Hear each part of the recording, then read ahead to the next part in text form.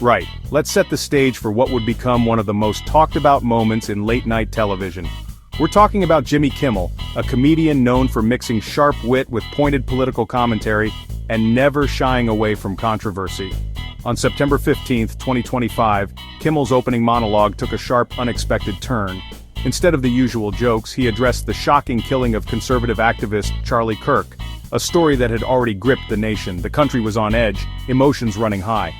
Kimmel dove headfirst into the controversy, using his trademark political humor to frame the narrative, but with a noticeably more serious tone than usual. Then came the line that would ignite a media firestorm. The MAGA gang desperately trying to characterize this kid who murdered Charlie Kirk as anything other than one of them. It was a moment that instantly went viral, replayed and dissected across every platform. This wasn't just a late-night joke, it was a direct accusation. Kimmel was linking the alleged killer, Tyler Robinson, to the MAGA movement, making a statement that blurred the line between comedy and political commentary. The reaction was immediate and intense. Social media platforms erupted with outrage and fierce defense pouring in from all sides. Hashtags trended, and clips of the monologue spread like wildfire. MAGA supporters accused Kimmel of smearing their movement and exploiting a tragedy for ratings. Meanwhile, his defenders argued he was bravely calling out political opportunism and hypocrisy in the wake of violence.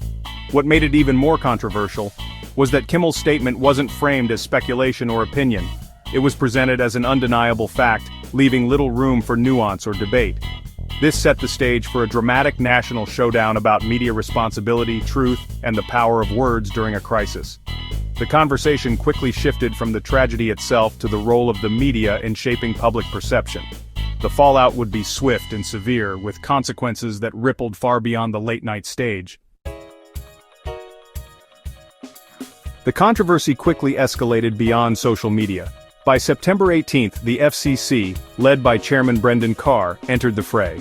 Carr accused Kimmel of misleading the public about a major political event, calling it one of the most significant political assassinations we've seen in a long time. He publicly warned ABC and Disney, hinting at possible regulatory action. The FCC's involvement raised the stakes. This was no longer just a PR crisis. ABC now faced the threat of fines or even challenges to its broadcast license. Carr's intervention turned Kimmel's monologue into a test case for broadcast responsibility and free speech. The network was under intense pressure to act. Meanwhile, the legal case against Tyler Robinson moved forward. Court documents filed in Utah revealed a starkly different story than Kimmel's. Robinson's mother told investigators her son had shifted left politically, supporting gay and trans rights, contradicting the MAGA narrative. The alleged motive? Robinson said Kirk spreads too much hate. The official record painted a picture at odds with Kimmel's claim, fueling the FCC's concerns about misinformation. The facts undermine the foundation of Kimmel's accusation. Two powerful and conflicting narratives now collided in full public view, each vying for dominance in the national conversation. Kimmel, a trusted media figure for many, told millions of viewers that the killer was MAGA, a simple, emotionally charged story that fit neatly into existing partisan divides and fueled outrage. The official record, however, painted a very different picture. It showed Robinson leaning left, motivated not by right-wing ideology but by a personal desire to stop hate as he saw it. Kimmel's monologue blurred the line between satire and fact, presenting his opinion as if it were the truth, and leaving many viewers unsure where comedy ended and reality began. Critics quickly labeled this as irresponsible misinformation, accusing Kimmel of spreading falsehoods. Defenders, meanwhile, argued he was simply reacting to the online chatter and the confusion swirling on social media. But the gap between Kimmel's claim and the facts in the court documents was undeniable, and it became impossible to ignore. The backlash was immediate and fierce, with accusations flying that Kimmel and others were prioritizing political jabs and entertainment value over journalistic accuracy and public trust. The controversy quickly escalated into a broader battle over who truly controls the narrative in America: comedians, journalists, or the courts themselves. Two competing realities were now in open competition, one crafted on late-night television, the other grounded in law enforcement and official records. The stakes for media credibility, public trust, and the very definition of truth in the information age had never been higher. The fallout forced ABC's hand, pushing the network into uncharted territory. With public outrage mounting, intense FCC pressure, and facts that directly contradicted their host, ABC found itself with no choice but to act decisively. On September 17th, the network made a stunning announcement. Jimmy Kimmel Live would be suspended indefinitely, a move almost unheard of in the world of late-night television. The suspension sent a clear and unmistakable message: a line had been crossed, and the consequences would be severe.